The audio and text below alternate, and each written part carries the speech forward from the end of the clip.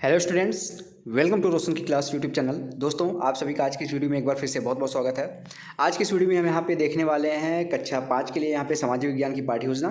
तो जिन बच्चों को यहाँ पे 1 से लेके 5 तक यानी कि प्राइमरी लेवल का लेसन प्लान बनाना था, पाठ्य योजना बनानी थी, तो आज की वीडियो देखिएगा। आप लोगों को काफ़ी यहाँ पे लाभदायक महसूस होगा। ये वीडियो देखने के बाद आप लोग खुद से लेसन प्लान बनाने के लिए तैयार हो जाएंगे। तो वीडियो अगर अच्छी लगे तो प्लीज़ वीडियो को लाइक करिएगा। ऐसी वीडियो डेली बेसिस पे देखने के लिए रोशन की क्लास यूट्यूब चैनल को सब्सक्राइब कर लीजिएगा, क्योंकि यहाँ पे सिर्फ लेसन प्लान की वीडियो नहीं दी जाती आप लोगों को। अगर आप डेली बेसिस पे यहाँ से जुड़े हुए हैं तो आप लोग देखेंगे कि आप लोगों के नॉलेज में हर दिन कुछ ना कुछ वृद्धि की जाती है चैनल के माध्यम से। यहाँ पे आप लोगों को यूपीएससी हो या फिर एसएससी हो, यूपीएसआई हो, कांस्टेबल की जो भर्ती आने वाली है उसकी क्लासेस चल रही हैं, तो उसके लिए भी आप चैनल को सब्सक्राइब करके रख सकते हैं। तो अब देर नहीं करते हैं, आज स्टार्ट करते हैं आज की वीडियो। यहाँ पे देखेंगे सबसे ऊपर आप सभी को पता है, जिस पेज से आप लेसन प्लान बनाना स्टार्ट करते हैं उसके बीचों बीच इस तरीके से पाठ्य योजना यानी कि लेसन प्लान लिखना होता है। उसकी नंबरिंग करनी होती है, 1 2 3 4 जो भी नंबर होगा। उसके बाद आपको यहाँ पे देखिए लिखना है अपना नाम, शिक्षक प्रशिक्षु का नाम यानी कि name of the teacher, training लिखना है। यहाँ पे आपको अपना नाम लिखना है। उसके बाद यहाँ पे नामांकन संख्या लिखनी है यानी कि इनरोलमेंट नंबर लिखना है आपको अपना। अगर ये दोनों चीज़ें आपके कॉलेज वाले नहीं लिखने के लिए कहते हैं तो आप डायरेक्ट यहाँ से लेसन प्लान स्टार्ट कर सकते हैं। जैसे यहाँ पे पाठ्य योजना संख्या 1 लिखी गई है, इस तरीके से आप पाठ्य योजना स्टार्ट कर सकते हैं। यहाँ पे सबसे पहले देखते हैं विषय यानी कि सब्जेक्ट है हमारा सामाजिक विज्ञान का, कक्षा 5वीं है, क्लास 5th है। विद्यालय का नाम लिखना है, जिस विद्यालय में आप पाठ्य योजना पढ़ाने के लिए जाएंगे। आपको अपने विद्यालय का नाम नहीं लिखना है जहाँ पे आप पढ़ते हैं, आपको उस विद्यालय का नाम लिखना है जहाँ पे आप ट्रेनिंग के लिए जाते हैं, जहाँ पे आपको भेजा जाता है आपके कॉलेज की तरफ से, उस विद्यालय का नाम लिखना होता है। दिनांक यहाँ पे लिखना होता है, जिससे ये पता चलता है कि किस डेट में आपने कौन सी पाठ्य योजना पढ़ाई है। कालांश लिखना होता है, कालांश को ही काफ़ी कॉलेजेस में चक्र कहते हैं। तो दोनों चीज़ें सेम होती है, कालांश और चक्र सेम होती हैं। इसका मतलब होता है पीरियड, यानी कि जिस भी पीरियड में जाएंगे उसकी नंबरिंग कर देंगे। जैसे पहले में जाएंगे तो 1 लिखिए, दूसरे में जाएंगे तो 2 लिखिए, तीसरे में जाएंगे तो 3 लिखिए, चौथे में जाएंगे तो 4 लिखिए। जिस भी पीरियड में जाएंगे उसकी नंबरिंग करनी होती है। उसके बाद यहाँ पे देखेंगे समय अवधि है 40 मिनट की। अब इसके बाद हम देखते हैं यहाँ पे हमारा जो आज का प्रकरण है वो है दुनिया में भारत। प्रकरण है हमारा आज का टॉपिक है दुनिया में भारत। अब थोड़ा सा जूम कर लेता हूँ जिससे आपको देखने में और आसानी हो। अब आता है लेसन प्लान का पहला हेडिंग यहाँ पे सामान्य उद्देश्य। सामान्य उद्देश्य हेडिंग का मतलब होता है आपका जो विषय होता है। जैसे हमारा आज का विषय क्या है, सामाजिक विज्ञान। तो ये विषय पढ़ाने के बाद बच्चों को आप क्या सिखाना चाहते हैं, उनके अंदर किस प्रकार की नॉलेज डेवलप करना चाहते हैं, इसके बारे में सामान्य उद्देश्य में कम से कम 3 से 4 पॉइंट और मैक्सिमम 8 से 10 पॉइंट लिख सकते हैं। तो यहाँ पे देखिए पहला पॉइंट लिखा गया है, छात्रों में मौसम एवं जलवायु के प्रति रुचि उत्पन्न करना। सेकेंड पॉइंट है छात्रों में कल्पना शक्ति का विकास करना। तीसरा पॉइंट है छात्रों में की चिंतन शक्ति का विकास करना। और चौथा पॉइंट है छात्रों में सामाजिक भावना उत्पन्न करना। ये 4 पॉइंट हो गए। अब आता है आपका अगला हेडिंग विशिष्ट उद्देश्य। यहाँ पे देखेंगे विशिष्ट उद्देश्य में सिर्फ 1 पॉइंट लिखा गया। क्यों लिखा गया ये भी मैं बता देता हूँ। जब छोटे बच्चे हैं, विशिष्ट उद्देश्य का पहले तो मतलब आपको पता होना चाहिए। विशिष्ट उद्देश्य का मतलब होता है आपका जो टॉपिक होता है। हमारा आज का टॉपिक क्या है, दुनिया में भारत। तो ये टॉपिक पढ़ाने के बाद बच्चों को आप क्या सिखाना चाहते हैं, उनके अंदर किस प्रकार का नॉलेज का विकास करना चाहते हैं। तो छोटे बच्चे हैं, 1 से 5 तक के बच्चे छोटे ही हैं, प्राइमरी लेवल के हैं। तो अगर एक चैप्टर पढ़ाने का आप कई उद्देश्य लेके चलेंगे कि बच्चे को ये भी सिखा देंगे, ये चैप्टर पढ़ाने के बाद ये भी चीज़ें सिखा देंगे, कई चीज़ें लेके चलेंगे, तो आप बच्चे को कुछ भी नहीं सिखा पाएंगे, उसको कन्फ्यूज कर देंगे। तो छोटे बच्चों को ध्यान रखिए। बड़े बच्चों को आप 2-4 उद्देश्य लेके चल सकते हैं, विशिष्ट उद्देश्य। लेकिन छोटे बच्चों को जब चैप्टर पढ़ा रहे हैं तो उस चैप्टर को पढ़ाने का सिर्फ एक उद्देश्य लेके चलिए, जिससे बच्चे का एक उद्देश्य रहेगा तो एक चीज़ पे केंद्रित होगा और उस चीज़ को आसानी से सीख जाएगा। तो आपका विशिष्ट उद्देश्य यहाँ पे कंप्लीट हो जाएगा। तो देखिए यहाँ पे लिखा गया बच्चों को दुनिया के मानचित्र में भारत का मानचित्र दिखाकर जानकारी देना। अगली हेडिंग है सहायक सामग्री। सहायक सामग्री में देखिए लिखा गया है चार्ट पेपर पर बना भारत का मानचित्र एवं ग्लोब। नेक्स्ट हेडिंग है यहाँ पे पूर्व ज्ञान। पूर्व ज्ञान में देखिए प्रीवियस नॉलेज में लिखना है बच्चों को अभी तक क्या नॉलेज है, इसको एज्यूम करना है। तो बच्चे संसार एवं भारत देश के बारे में सामान्य जानकारी रखते हैं, ये एज्यूम कर लिया आपने। अब आता है प्रस्तावना प्रश्न। लेसन प्लान का सबसे जो इंपॉर्टेंट पॉइंट कहा जाता है प्रस्तावना। इसमें भी कुछ बातों का ध्यान रखना होता है प्राइमरी लेवल के बच्चों के लिए। तो यहाँ पे प्रस्तावना प्रश्न बनाते समय तो सबसे पहले आप जो सहायक सामग्री ले गए उसको दिखाइए बच्चों को। यहाँ पे आप ग्लोब देखिए दिखाया गया है, आप बना के ले जा सकते हैं इसको। उसके बाद 2 कॉलम बनाया गया, छात्राध्यापक या फिर छात्राध्यापिका क्रियाएं। लड़के हैं तो छात्राध्यापक, लड़की हैं तो छात्राध्यापिका। उसके बाद दूसरा कॉलम बनाया गया छात्र क्रियाएं। इसमें देखेंगे तो जो बच्चों को यहाँ पे ध्यान रखना होता है कि क्रमबद्धता होनी चाहिए, कम से कम 5 प्रश्न होने चाहिए, ऐसा नहीं होना चाहिए इसमें छोटे बच्चों के लिए। क्रमबद्धता का ध्यान रखेंगे तो बच्चों से आप अपना प्रकरण नहीं निकलवा पाएंगे। बस ये ध्यान रखिए कि जो प्रश्न पूछे वो बहुत ही सरल लेवल का हो, बहुत आसान लेवल का हो, जिससे बच्चे उसका आंसर दे पाएँ। तो यहाँ पे देखेंगे बच्चों से आप प्रश्न पूछ रहे हैं, बच्चों पूरे संसार को क्या कहते हैं। तो बच्चे बोलेंगे दुनिया कहते हैं, या फिर जग कहते हैं, संसार कहते हैं। संसार तो आपने बोल ही दिया।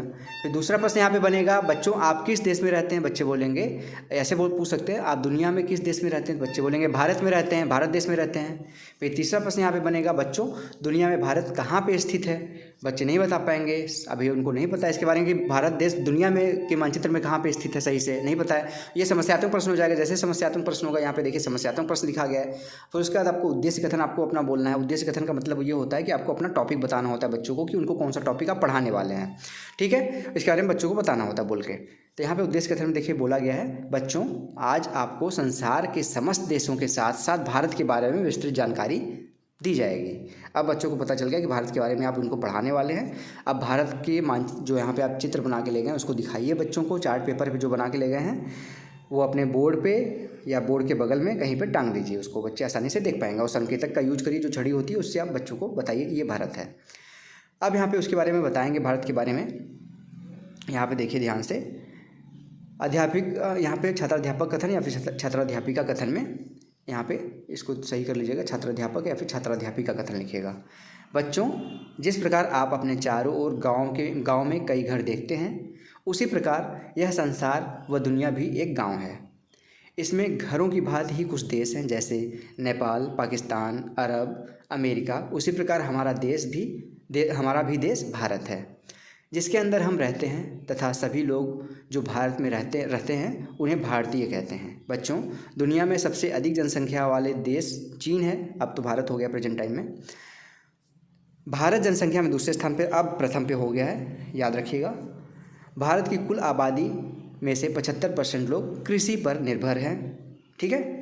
अब ये घट रहा है, 75 से 70-65 आ गया है। अभी तक वीडियो देखें तो चैनल को ज़रूर सब्सक्राइब करिएगा दोस्तों, आप लोगों की हेल्प ज़रूर मिलेगी इस चैनल से। अब यहाँ पे देखेंगे बोध प्रश्न आता है। बोध प्रश्न देखिए यहाँ पे पूछा गया है, प्रश्न बच्चों से पूछेंगे जो पढ़ाएंगे उससे रिलेटेड, जो भी पढ़ाया आपने उसी से प्रश्न पूछेंगे, बच्चे उसका आंसर तभी आसानी से दे पाएंगे। पहला प्रश्न है, भूमध्य रेखा किसे कहते हैं? ये सारी चीज़ें बच्चों को पढ़ाएंगे आप। तो बच्चे बोलेंगे पृथ्वी के मध्य से भाग से गुजरने वाली रेखा को भूमध्य रेखा कहते हैं। दूसरा प्रश्न है, भूमध्य रेखा से उत्तर व दक्षिण की ओर कौन सी रेखाएं हैं? बच्चे बोलेंगे भूमध्य रेखा के उत्तर की ओर कर्क रेखा व दक्षिण की ओर मकर रेखा है। तीसरा प्रश्न है, हमारा देश एशिया के किस भाग में स्थित है? तो बच्चे बोलेंगे हमारा देश एशिया के दक्षिणी भाग में स्थित है, ठीक है। तो ये हो गया आपका बोध प्रश्न भी हो गया। निरीक्षण कार्य आता है। निरीक्षण कार्य में देखिए यहाँ पे प्रश्न, यहाँ पे जो बच्चों को आपने अभी पूछा है या फिर जो बच्चों को आपने श्यामपट सारांश लिखा है वो सारी चीज़ें बच्चों को बोल दीजिए कि आप उसको उतार लीजिए अपने नोटबुक में। जब बच्चे उस चीज़ को अपनी कॉपी में उतार रहे होंगे, नोट कर रहे होंगे, तो आप क्लास में घूम कर निरीक्षण करिए कि किसी बच्चे को कोई दिक्कत तो नहीं आ रही। खासतौर से छोटे बच्चे हैं तो ज़रूर घूम के सभी बच्चों के पास जाने की कोशिश करिए, जिससे अगर किसी भी बच्चे को कोई प्रॉब्लम आ रही है तो उसकी समस्या को वहीं उसी के पास दूर कर दीजिए। अगर कोई ऐसी समस्या है जो सारे बच्चों को या फिर काफ़ी बच्चों को आ रही है, जैसे आपकी क्लास में अगर 20 बच्चे उसमें से 10-12 बच्चों को या 6-7 बच्चों को कोई समस्या आ रही है जो सेम समस्या है, तो उसको आप एक एक बच्चे को मत दूर करिए, उसको आप श्यामपट पे आके सभी बच्चों को एक साथ उस समस्या का समाधान दे दीजिए। यही देखिए यहाँ लिखा गया है, छात्राध्यापक कक्षा में घूम कर बच्चों के कार्यों का निरीक्षण करेगा। उसके बाद पुनरावृत्ति प्रश्न है। पुनरावृत्ति प्रश्न में जो आपने पढ़ाया है उससे रिलेटेड फिर से प्रश्न पूछेंगे कि अभी आपने जो पढ़ाया बच्चों को वो कितना बच्चों को अच्छे तरीके से समझ में आया और आपके पढ़ाने का तरीका कैसा है। ये सारी चीज़ें इसी से समझ में आती है पुनरावृत्ति प्रश्न से। तो यहाँ पे देखेंगे पहला प्रश्न है, विश्व में सबसे अधिक जनसंख्या किस देश की है? तो यहाँ पे अब आंसर जो मिलेगा वो भारत बताइएगा आप लोग। दूसरा प्रश्न है, भारत की आबादी लगभग कितनी है? सभी को पता है ये।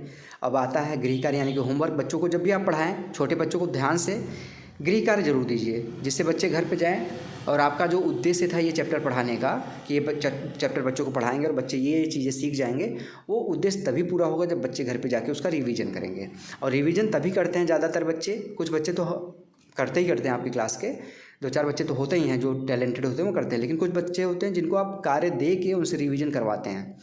तो गृह कार्य देंगे तभी बच्चे घर पे जाके उस चीज़ का रिवीजन करेंगे। जब रिवीजन करेंगे तो उनको अच्छे तरीके से वो चीज़ें आने लगेंगी। तो गृह कार्य में देखिए यहाँ पे प्रश्न दिया गया है, लिखवाए गए प्रश्न उत्तर बच्चे घर से याद करके आएंगे। तो ये सारे जो प्रश्न उत्तर आपने अभी पढ़ाया है बच्चों को या फिर अभी पुनरावृत्ति प्रश्न पूछा वो सभी बच्चे घर से करके याद करके आएंगे।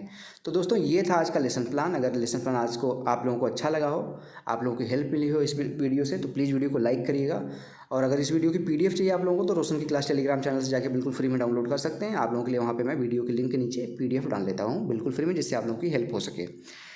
और अगर चैनल पे नए हैं, सब्सक्राइब नहीं किए हैं तो प्लीज़ नीचे सब्सक्राइब का बटन उस पर क्लिक करके सब्सक्राइब कर लीजिए। साथ ही साथ बेल आइकन जरूर दबा के रखिए, जिससे मैं आप लोगों की हेल्प के लिए कोई वीडियो यहाँ पे बनाता हूँ तो उसके बारे में आपको पता चलता रहे। तो स्टूडेंट्स, मिलते हैं नेक्स्ट वीडियो में, तब तक के लिए आप सभी का बहुत बहुत धन्यवाद। जय हिंद, वंदे मातरम।